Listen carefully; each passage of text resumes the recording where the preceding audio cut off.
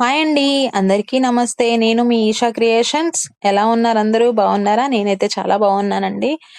పొద్దున్న లెగవంగానే మనం పూజ చేసుకుందాము అంటే ఫస్ట్ గుర్తొచ్చేయి పూజ గదిలోకెళ్ళంగానే ఫ్లవర్స్ అండి. ఈరోజు మనం పొరపాటున గనక ఫ్లవర్స్ మర్చిపోయాము అంటే ఆ రోజు మూడ్ అవుట్‌లోనే పూజ చేసేస్తామనమాట. అయితే ఫ్లవర్స్ పాడవకుండా ఒక చిన్న చిట్కా అయితే మీకు చెప్తున్నాను.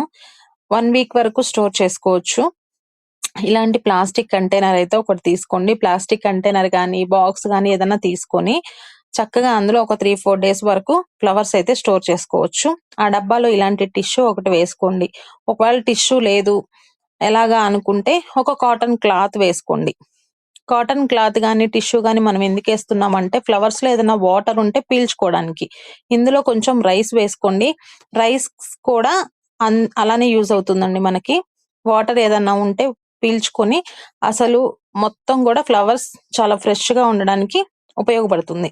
ఇలాంటి కంటైనర్‌లో గనక మనం వ ఫ్లవర్స్ స్టోర్ చేసుకుంటే 1 వీక్ వరకి నేను మాటిస్తున్నానండి. నిజంగానే చెప్తున్నాను. 1 వీక్ వరకు ఫ్లవర్స్ చాలా ఫ్రెష్‌గా ఉంటాయి. మీరు ఈ రోజే కొన్నామా అన్నట్టుంటాయండి. అంత ఫ్రెష్‌గా ఉంటాయి. ఒకసారైతే ఈ చిట్కా ట్రై చేసి చూడండి. నేనైతే ఇలాంటి బౌల్‌లో ఒక 5 డేస్‌కైతే యూజ్ చేసుకుంటాను. కొంచెం నాకు కొంచెం ఇంట్లో ఫ్లవర్స్ ఎక్కువగానే పడతాయి. ఈరోజు నేను పూజకి వాడుకున్న తర్వాత మిగతాయన్నీ గూడా ఈ బాక్స్‌లో స్టోర్ చేసుకుంటున్నాను. నాకైతే ఒక 3, 4 డేస్ అయితే వస్తాయి. కానీ 1 వీక్ అయితే ఫ్రెష్‌గానే ఉంటాయండి.